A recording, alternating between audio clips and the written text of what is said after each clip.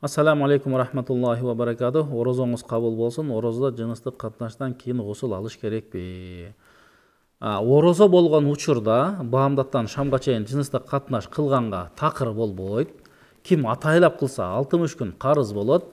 Ооз ачкандан баамдатка чейин жакындык кылса болот. Жакындыктан кийин сөзсүз түрдө жуунуш керек. Же баамдаттан алдың жуунса деле болот. Саламатсызбы? Орозо кармап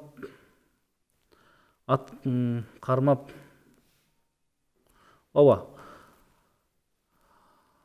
Таң атканга чейин жуунуп алсаңар болот. Орозо учурунда эркек менен аял кошулганга болбойт, жакындык кылганга болбойт. Бирок орозо учурунда уктап же башка болуп түшүркөп жунуп болуп калса, кадимкидей жуунуп ала беребиз. Ал эми шам убакытынан баамдат убакытына чейин кадимки аял менен эркектин ортосундагы мамиле уруксат.